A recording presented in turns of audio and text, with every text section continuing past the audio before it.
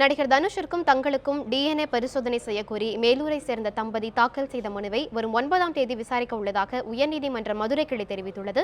இதுகுறித்த கூடுதல் விவரங்களை இங்கிருக்கும் செய்தல் வினோத்திடம் கேட்கலாம்.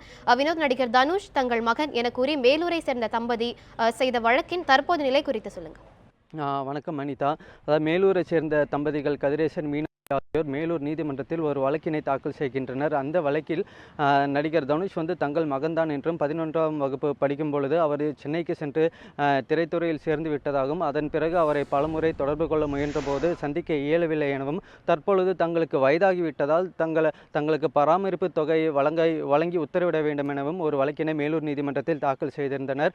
இந்த வழக்கின் விசாரணையின் போது நடிகர் தனுஷ் மேலூர் நீதிமன்றத்தில் நேரில் ஆஜராக கோரி மேலூர் நடுவர் நீதிமன்ற நீதிபதி உத்தரவிட்டிருந்தார். இந்த உத்தரவை எதிர்த்து நடிகர் தனுஷ் தரப்பில் உயர்நீதிமன்ற மதுரை கிளையை அணுகினர்.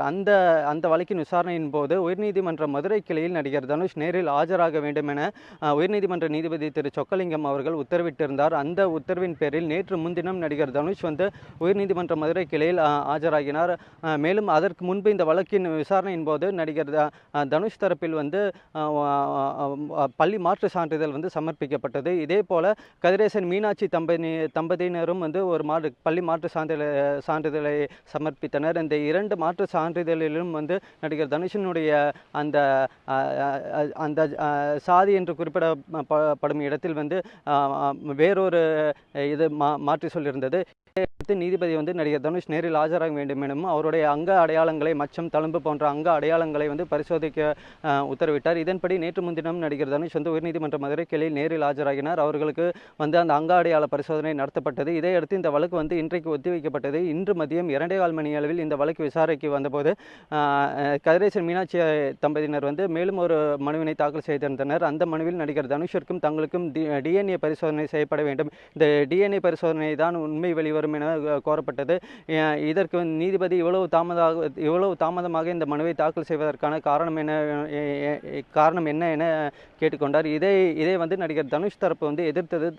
இந்திய சாட்சி சட்டத்தின்படி டிஎன்ஏ டெஸ்ட்டுக்கு ஒத்துழைக்க தாங்கள் மறுப்பதாக தனுஷ் தரப்பில் தெரிவிக்கப்பட்டது. இதையடுத்து இந்த வழக்கினை விசாரித்த நீதிபதி சொக்கலிங்கம் வரும் 9ஆம் தேதி இந்த டிஎன்ஏ பரிசோதனைக்கான மனுவை எடுத்து விசாரிக்க உள்ளதாகவும் மேலும் அதற்குள் அந்த அங்க அடையாளங்களை மறைக்கும் விதமாக ஏதேனும் ஒரு சர்ஜரி அறுவை சிகிச்சை செய்யக்கூடிய சாத்தியம் உள்ளதா என மருத்துவர்கள் நீதிமன்றத்தில் தெரிவிக்க வேண்டும் எனவும் உத்தரவிட்டு இந்த வழக்கின் விசாரணை வரும் மார்ச் 9ஆம் தேதி அன்றைக்கு ஒத்திவைத்தார். அனிதா.